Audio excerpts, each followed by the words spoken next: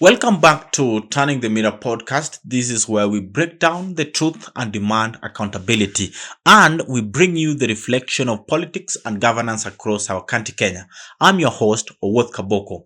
Today, we are taking a look at the Social Health Authority, that's the SHA, a system that was supposed to improve healthcare, but instead it's causing confusion, delays, and frustration to millions of Kenyans.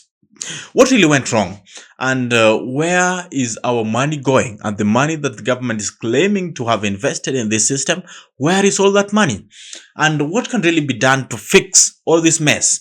Because things will happen and the uproar across the country is too much. Let's break all this down. Number one, the government spent 104 billion shillings on the new healthcare IT system. But here is the problem. The government doesn't even own or control the system. Instead of making things work, the system is failing to register patients. It is experiencing frequent downtimes and delaying payments to different hospitals, that is both the public and the private hospitals. So we are asking these questions.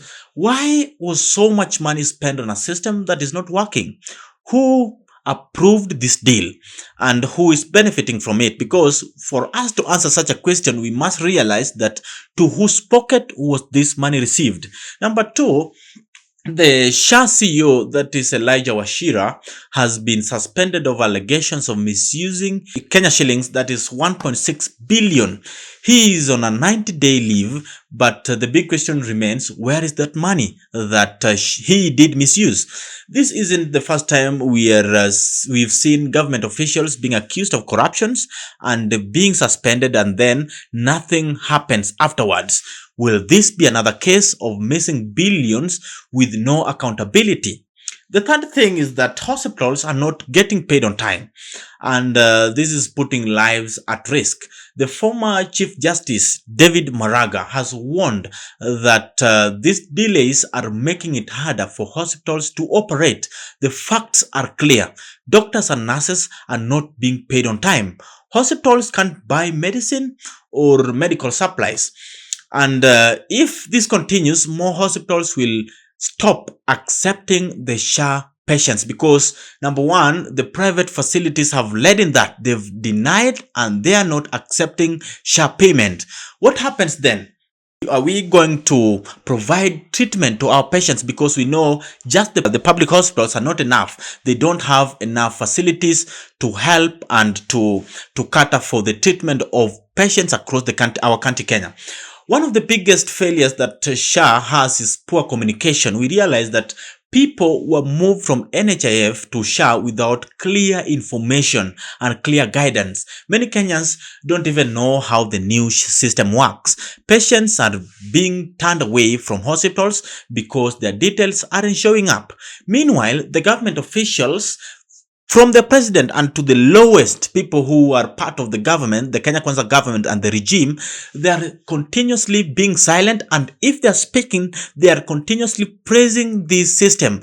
They say that they're just speaking about the messes that we had with NHIF, but they're not working because we don't see the actions that they are taking towards improving and correcting the messes that we see with the SHA.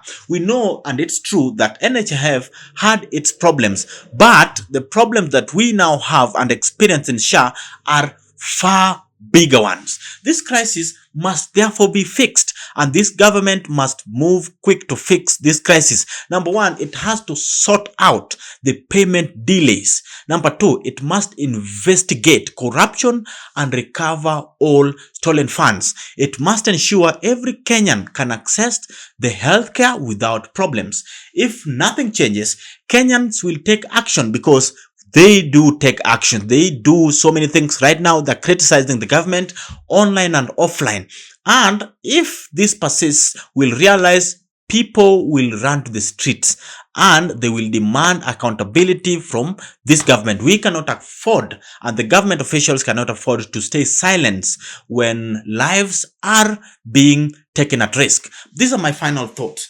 To my fellow Kenyans, keep asking questions and keep pressuring the government. Keep demanding answers. Let the government tell us what they are thinking, and if they're thinking us to be fools, they must realize we are never fools. We must speak up, we must talk, and we must walk into our feet and demand for accountability.